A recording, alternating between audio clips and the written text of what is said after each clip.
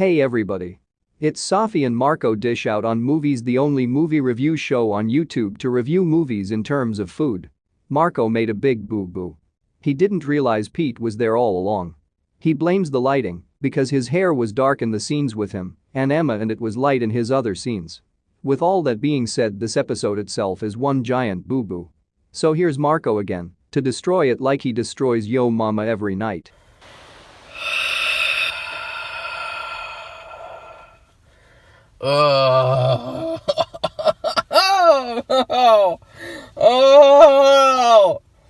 I was just starting to like this show. God damn it, I loved the last episode. I gave it a B+. I loved everything about it, and now this is what you do to me. Amazon, this is what you do to me.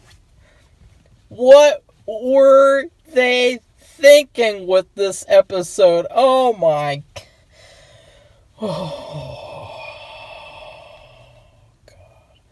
I don't even want to talk about it. It was so bad. It was just so it was just things happening and they happen and that's it. It's like, come on, this isn't entertaining. This is boring. This is really it's not interesting. There's nothing interesting except for the former rapist. How is it that you have... Oh, God.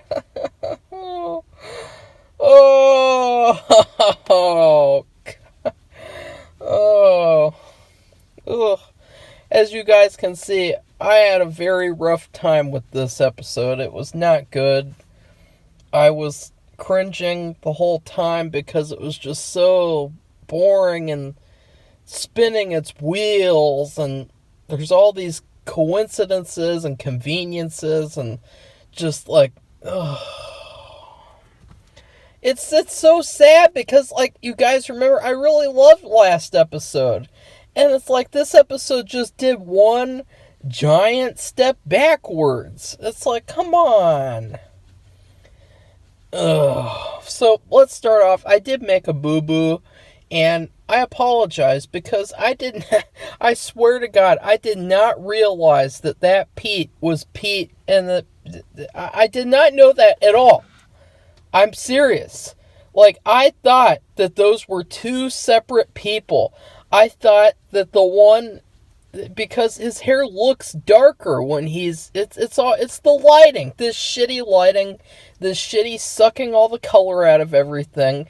It makes everything look bad. It makes everything look distorted because it's not natural.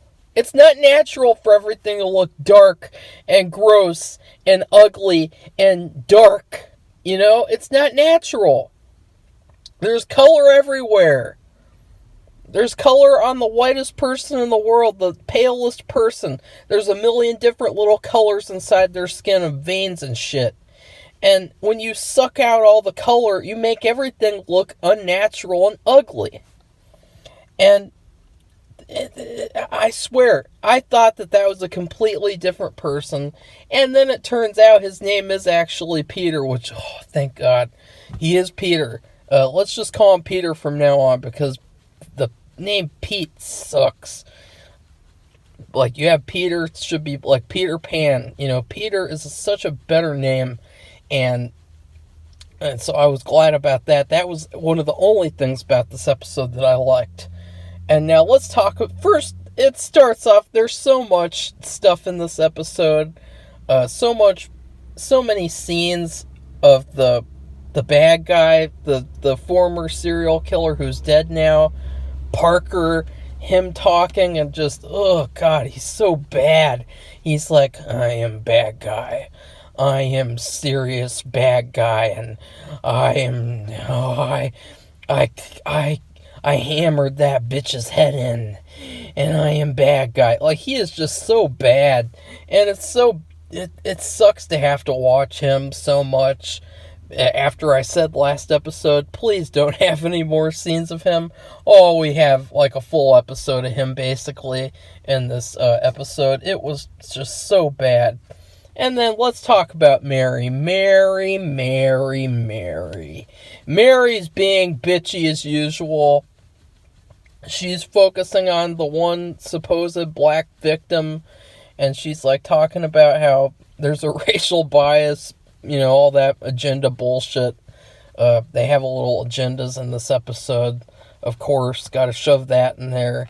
And then she basically finds out that Parker admitted on like a 3-hour video that he did not kill the black girl. And so it was just complete misdirection. And so it was a huge waste of time. It was basically like one giant waste of time.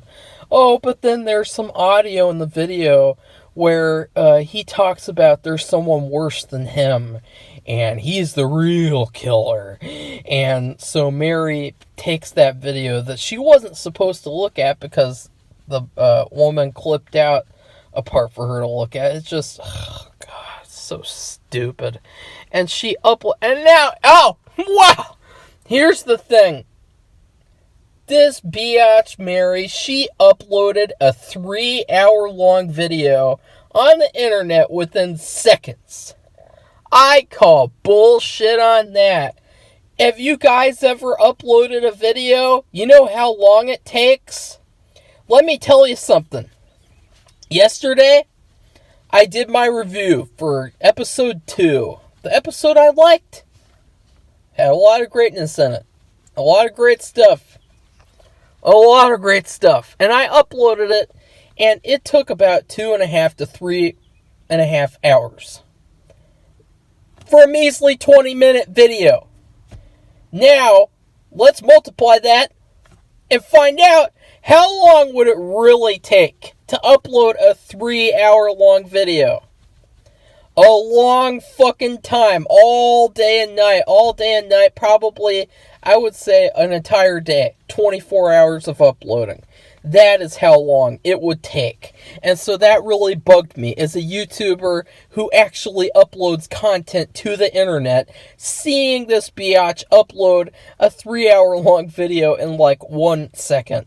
And I will say, for some reason, if you go in public and upload on LTE, you can upload really fast, and so that's why I've been able to upload long videos, is actually because I go in public and upload them. But at home, it takes forever. So I just thought that was a big bunch of bullshit. It really pissed me off and made me like, oh, God. Like, the writers of this show, they're kind of like in their own little fantasy world of just creating stuff as they go along. And so Mary uploads the video, and it's going to hurt the black woman's husband, and there's some BS soap opera type drama with that, and that's Mary. So yet again, Mary, one of the main characters that we're supposed to like, I don't like her at all. I think that she's the worst character in the whole show. And honestly, I don't give a flying F about her stupid daughter that we've seen like a snippet of here and there. Like, who cares about this biatch's daughter? I mean, she's not even, like, who cares? Who cares? She's dead already. She's missing. Who cares? We have characters who are alive who are in danger. We have an actual girl at that foster home, the St. Jerome home, and Pete was following her around. Aren't we a little more concerned about her than about the stupid teenage girl that died before the show even started? Who cares? That's all I gotta say about the daughter. Like the whole show is centered around this mystery that nobody gives a fuck about. So why would I care? See, that is bad writing and bad storytelling. If you have a show centered around a mystery, then you better give a shit about that mystery. And I don't. And so, that's all Mary's storyline. What a waste of time that was. What a complete... And then, of course, we have to hear more of the stupid Parker actor, just ugh, God. I wonder who taught him. I'd like Parker, the guy who plays Parker. You should get a refund from your acting coach because he did not do his work right, and he did not help you out with this series. And you're really bad in the show. And that's just constructive criticism because, the show is full of people who are like low level, but they're good. And so when you have an actor who's even worse than that, and they're not low, and they're low level, and they're really bad, it really makes it stand out, even though you're like hardly in the show. I don't know. I really hated you completely. And I hate Mary too, in all honesty. So Mary, quite contrary, she's catching my hand too. My hand of criticism, of course. Because I would never hit Mary. I would hit the character for sure. I mean, when she got slapped, I was like, thank God, somebody. That's me pretend clapping with my knee. I really cheered when she got slapped in the face because it's like, you deserve it, biatch. You're terrible. Your character is awful. And then, I want to get through this fast because I hated it. I don't want to even think about it anymore because I gotta start getting in the mindset for Monk because I'm going to be reviewing Monk season 3 tomorrow and doing a commentary. So I want to get out of this ugly, dull, dark, gruel mindset of tell me your secrets. More like tell me your terribly written stories that you probably wrote on the toilet while you were bored on your iPhone watching Japanese porn, and then you turn it off and you just thought, hey, I'm going to come up with a series, and then you wrote this series and it got greenlit by Amazon because Amazon's desperate, and look what we have now. I mean, that is how bad the show is. It is just terrible right now with this episode. So then you have Emma, and I actually, I really like the actor who plays Peter too. I think that he's good. It's just that I was really not into his really just obvious. I mean, it's just so obvious what's going on here. The conveniences and the supposed twists. These twists are not. Excuse me, sorry. These twists are not impressive. They're very, very mediocre and not good. And you can see them from a mile away. And so Peter, we have some stuff with him, and Emma suspects him, and she asks about him, and there's some stuff with her. It was more boring, mediocre shit that just did not. It was not entertaining at all. And then there's some stuff with the lovely Rose, and of course when she comes on screen, it's like a completely different show. It's like I want to see like a full show of just her, and I think there is a show out there that I can watch with just her. And I would much rather be watching that right now because when she comes on screen, it's like she just lights up the screen. It's like everything stops and it becomes all about her. And it's like I want to see that show instead because she's just so much better than these actors that are in this show. Well, of course, she's not as good as John. But I don't think that anyone could be as good as John in this show, except for maybe Richard Thomas, because, all hail Richard Thomas. Richard Thomas is one of the greatest actors of all time, and I can't wait to see what he does in the show, because he's perfect, and he's like a, he's fantastic in anything that he does, even in the crappiest movies. He'll be good. And so then we have, of course, so we had some stuff with Rose, and of course, it wasn't interesting, but at least we got to see Rose more, and so that was interesting, at least getting to see her more, but the story is just like completely, I don't even care at all. And then, of course, we have John.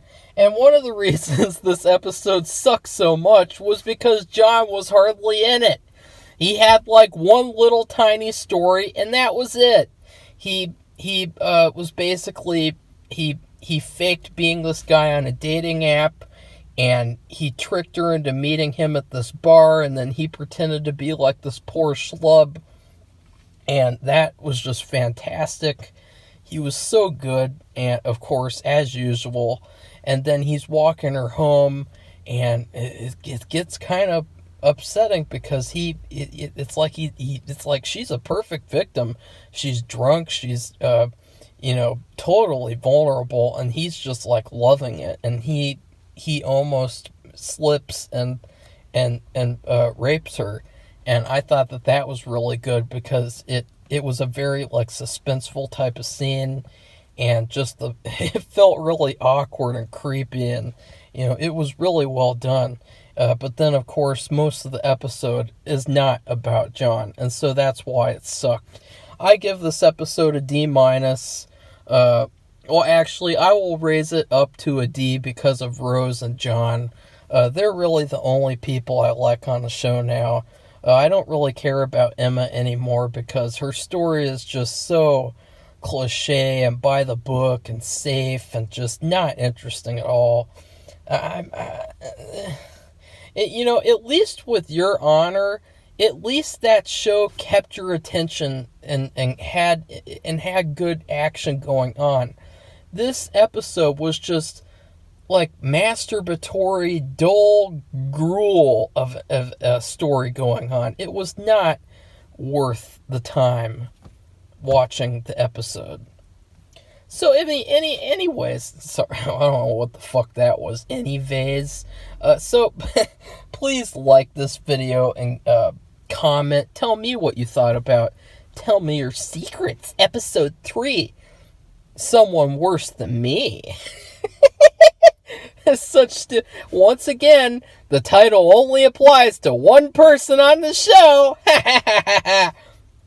And then, of course, the ending was stupid because it's sort of in my opinion, it's like hinting at like John becoming like a villain, or he is the villain or something. Like, I thought that was stupid too. That really kind of irritated me because that's not the story here. The story is a guy trying to redeem himself, and he could become the villain at one point, but it's like it's too early in the game to say he's the villain now. Like, no. And then also, please subscribe to our channel. We had this biatch who subscribed, and then she made a comment, and she's like, I subscribed and quickly unsubscribed because I realized that you guys have a racial bias on your Fargo reviews. And it's like, Jesus, it has been a year. It has been almost a year after those reviews, and you're still stuck on us fairly rating the Fargo Season 4. That show sucked ass, and the actors on it sucked ass. That little bitch Ethelrita came on this show, Tell Me Your Secrets, and she was trash. And it has nothing to do with her race. She was garbage. She was robotic and terrible and cringeworthy. And so if you want to call that a racial bias, then you're fucking stupid. I mean, seriously, how stupid do you have to be to just because she's a black actress and she's bad, and we call her out on being bad, that means we're racially biased? Like, are you kidding me? It's just ridiculous. I mean, there's actually been worse acting on this show, and I've called it out, and yet nobody cares about that, of course.